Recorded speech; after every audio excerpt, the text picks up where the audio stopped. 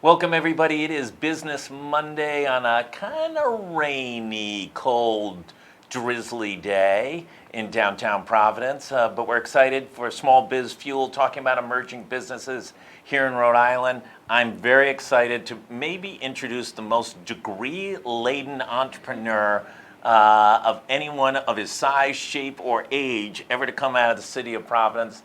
Dr. Fernandez.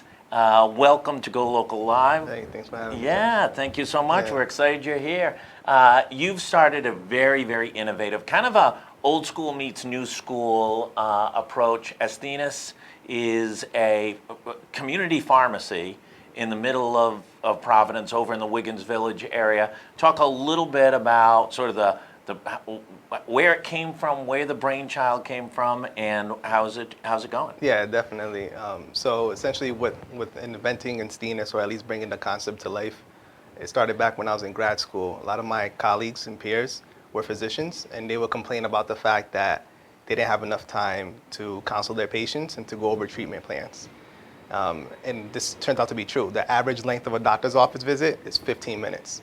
So if you've ever been a patient, you've ever been to your doctor's office, usually you feel a little bit rushed, right? It's not the doctor's fault, but that's just the way things are built into the system. They kind of eat up some time, right? They have you weigh in with the nurse, then they have you do a couple of blood pressure with the nurse, but then the doctor walks in and says, hey, how's it going? And it's gone before you know it. Well, that's vitals, right? Yeah. And the doctors, for sure, they're arguing that they want to spend more time because they want to communicate things effectively. If you're a patient, on the other hand, you wonder, okay, well, 15 minutes are up. Did I ask all my questions, right? So it occurred to me that meeting that you have with your doctor, that doctor's office meeting, is your reliable source of health information. So if you don't get to ask your questions or your questions answered within that 15-minute time span, where do you turn to afterwards? I mean, there's the internet, there's different articles online, but how reliable is that information? So what I wanted to do with creating Asthenis is to create an entity in the community that becomes the community source for reliable health information, using pharmacists, of course. You grew up in Providence, you went to all the local elementary schools, off to classical, then to URI, 11 degrees. How many degrees from the University of Rhode Island? Oh, I got four at the same time as an undergrad. 4 degrees from URI, including a doctorate in pharmacy, and then on to Harvard. You could have gone absolutely anywhere in healthcare. You could have gone, one of your degrees was in business. You could have gone anywhere and melded that skill set. Why come back to Providence? Why go right into the community and start delivering services? Right, yeah, so that's a great question. So where I am right now is in Wiggins Village. It's a HUD property, it's low income, it's the projects. It's on Cranston Street. My relation to Wiggins Village is I grew up nearby on Hanover Street. Now Hanover Street, it's low income. So that area itself, if the surrounding area, is a low-income area. So a lot of the people there in the community I knew growing up recognize me and know me, and I felt like there's a need for this service there. Don't get me wrong, health information is what I call it, what diabetes is, the difference between the cold and flu, what your options are. That's important to everybody. The more information you have about your own health, the better decisions you can make, or at least you know when you're making a good decision or a bad decision. But I felt that doing so in Wiggins Village was a great model because their board of directors is led by Dr. Wayne Montague, and they've done a great job building that. That community used to struggle before, and now it's one of the most upscale community complexes that at least that can come to my memory, to my recollection. And my affinity growing up near Hanover, I just wanted to be a part of that and try to build a health conscious community. Little known fact, Wayne Montague used to be the principal at Hope High School. That's Did right. you know that? Yes, I did. I know Wayne. All right.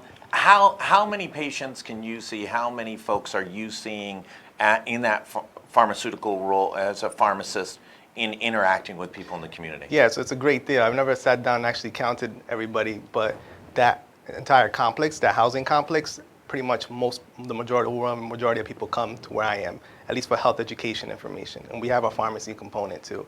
But I think it's just, I can't stress so much, and I'm sorry if I sound redundant, but the health education component is very, very important because if people know these are my options, these are my 7 options, here's the one your doctor picked and here's why, but I'm happy to discuss any other option, then that's the kind of information people will love to carry on and be able to make better decisions for themselves. And we don't sell junk food or anything that's bad for your health. If you walk in, it kind of looks like doctor's office, a place for health. So all that stuff is kind of intentional. I spent a lot of time just meticulously crafting that concept.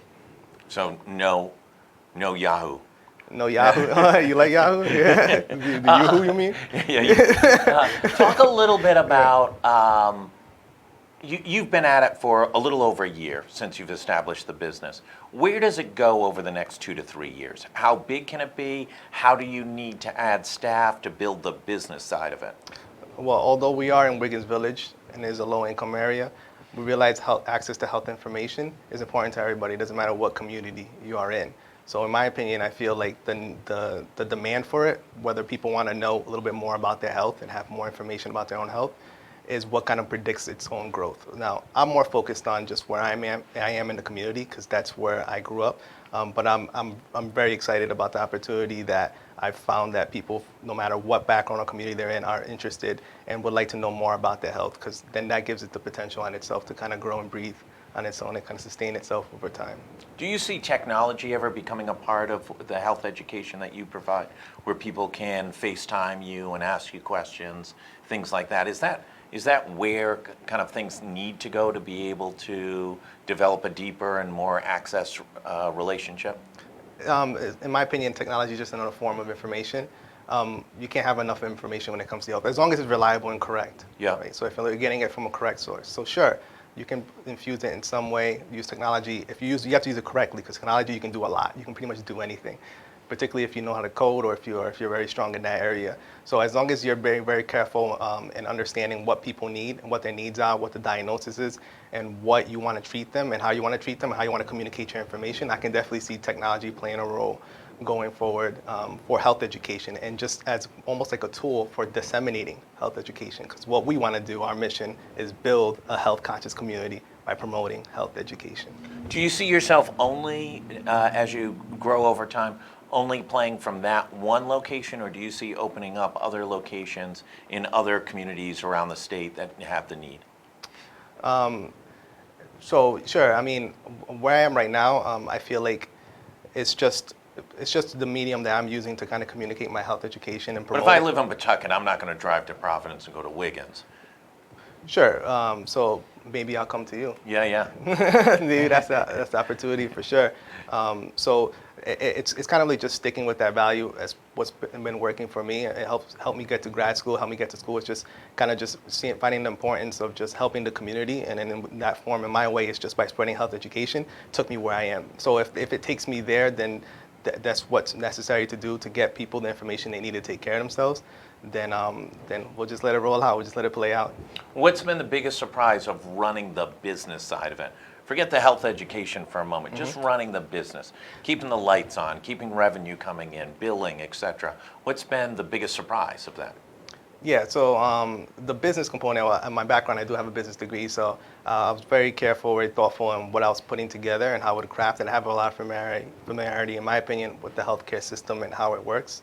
Although you asked me about more of the business side, the biggest surprise, but I can't help and let this escape. I am really surprised at the fact that the amount of people that I know growing up when I was a child, like they just come in. I mean, childhood memories. And we talked about this before. My elementary school closed down. My middle school closed down, and they're becoming better things. But a lot of the folks there in that area that I knew when I was a kid are still there, or just now living in that area. And it's just kind of cool to see people kind of come in. So to answer your question more directly on the business side, I was very thoughtful, very carefully, but just as many entrepreneurs can kind of say, you don't know what comes up. It's just your ability to kind of just extinguish a fire, right? Fires are always going to come up. So you're just going to just have that extinguisher there right by your side and just kind of just deal with it as appropriate as you can. Yeah. You worked with Commerce RI. Yeah. Talk about that experience. Yeah, so that was through SEG.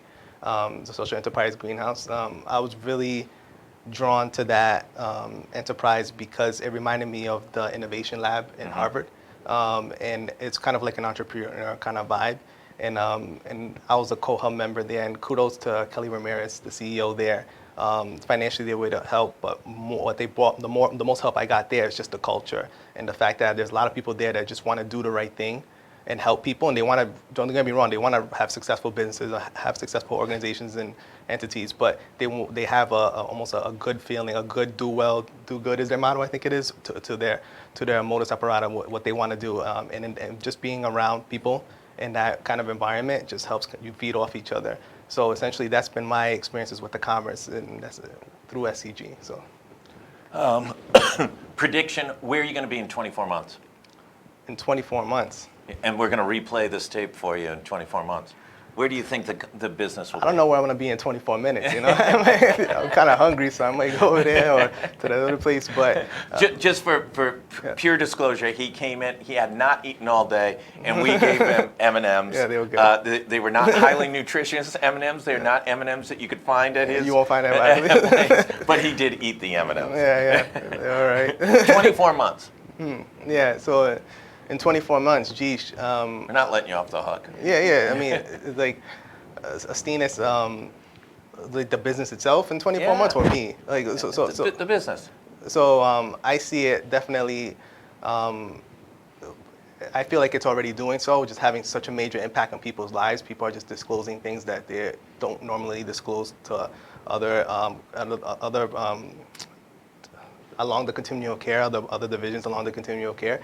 But I see it just being the place to go to get reliable health information, the place where you go and say, okay, I didn't really understand what my doctor said when we went over this, and then he had to go or she had to go because so and so happened. Can you please help explain this for me? Can you please let me know if I can treat this over the counter or should I go to the doctor's office, right? It's like almost an initial triage. Can this something I can just treat on myself? Because for the most part, in my opinion, most people just like to take care of themselves. So if they have access to that information, it's almost like, and I'm almost like creating the 24 months right in front of you and with this soliloquy, but people coming in and just kind of figuring out, coming in here first to figure out if I have to go to the doctor or if I can just treat it for myself. Most important, don't want to get away from it. What's it is that? flu shot season. Yeah, right? Yeah. Everybody should be getting a flu shot. Is that your take on things? Well, yeah, but flu shot, the way it works, some people don't get it they have their own personal reasons, which is fine. But the way vaccination works is through herd immunity. I don't know if you're familiar. Right. So it's pretty much not so much you get a vaccine. Not so much, you do protect yourself, but you also protect people that are unable to get a vaccine for themselves. So people that are immunocompromised, people with certain conditions that they can't take the vaccine, so they're very likely to get sick. And the way that they get sick most often is through another person. So if that other person got So that you're just vaccine, diminishing the chances that they're going to get ill. Right, exactly, by contact with another person. So yeah, essentially that's why it's pretty much important from a public health perspective. Great. Congratulations on everything you've done. Look forward to tracking all your success in the future. We're gonna have you back in 12 months, by the way. We're not waiting for 24 months. Yeah. And anything else people should know? Yeah, I mean, come down, check it out. The community, come see Wiggins Village. It's beautiful. It's been improved tremendously from when I remember when I was a kid. Come check out Asthenis. Come get a good vibe of it. Come see how it's designed and come ask questions. Come just learn about health. In my opinion, that's I have a lot of opinions, but hey, that's what I'm here for. So essentially, just come down and come check it out. I mean, you'll really like the design, even if it's just you're curious and you want to just come see. Just come in, say hello. And Dr. Fernandez, I'll welcome you thank there. you so much. Hey, I really appreciate it. Thanks, everybody, for tuning in today. Tomorrow we'll be back with Kate Nagel. She'll be on in the afternoon tomorrow. Maybe Jennifer Lawless? I think so. Jennifer Lawless from the University of Virginia, preeminent political scientist, will be talking, I'm just guessing, impeachment process. We'll be back. Thanks, everybody, for tuning in. We'll see you back.